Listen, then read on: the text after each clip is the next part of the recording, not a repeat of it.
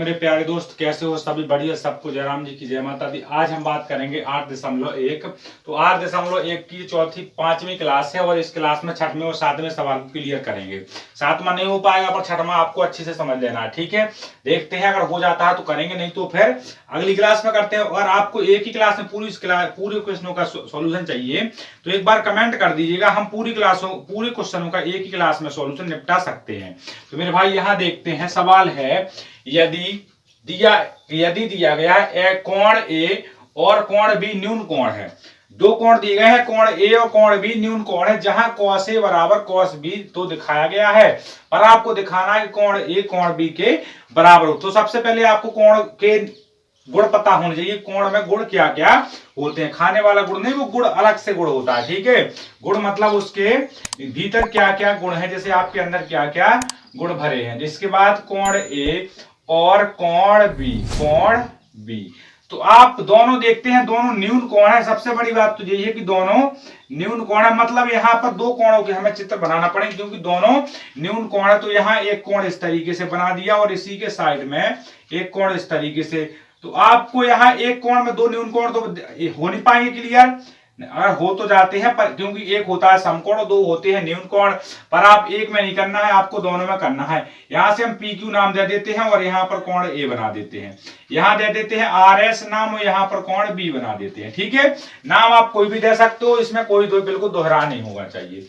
आपने देख लिया है कि इसमें पूरे तरीके से क्या क्या दिया गया है। आपको ऊपर देखो, आपको दिया है cos ए बराबर है cos बी। तो आपने ए के लिए, ए आपने बी के लिए, तो cos का सूत्र सबको मालूम है। cos का सूत्र होता है आधार बटे कर्ण। तो क्या होता है आधार बटे कर्ण, आपने लिख दिया आधार बटे कर्ण बराबर आधार बटे कर्ण बराबर आधार बटे कर्ण। तो दोनों का आधार और दोनों का कर्ण, दोनों का आधार आपने देखा कि आधार क्या दिया गया है आपको, दोनों का आधार ए। अब आपका इतना सवाल क्लियर हो गया।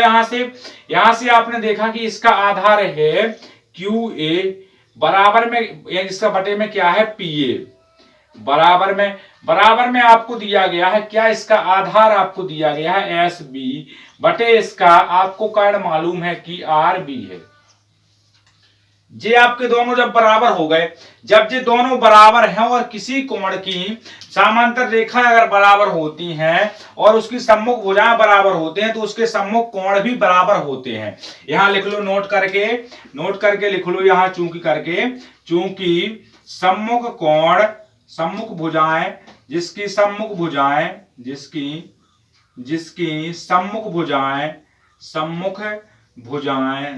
भुजाएं बराबर होती हैं। तो ये भुजाएं है ना बराबर, जिसकी सम्मुख भुजाएं बराबर होती हैं उसके सम्मुख कोण क्या होते हैं, सम्मुख कोण बराबर होते हैं। तो यहां जब आपने देखा कि सम्मुख भुजाएं सभी बराबर हैं, मतलब जे सब भुजाएं बराबर हैं, तो इसका देखो अब सम्मुख भुजाएं कौन कौन सी हैं आपकी, कि पी क्यू किसके बराबर है, आर एस के बराबर और क्या है कर्ण के बराबर है, पी ए किसके बराबर है, आर और बी के बराबर में आधार क्यू ए किसके बराबर है, एस बी के बराबर। तो आपका कोण ए बराबर होगा कोण बी के। तो बस इसका यही हमारा आंसर है। तो यहां से हमने छठवां सवाल को क्लियर किया है। अभी किसी को इसको में दिक्कत जा रही हो, इस सवाल में अभी भी किसी भाई को मेरे प्यारे में दिक्कत हो तो बेझिझक कमेंट में बताइएगा।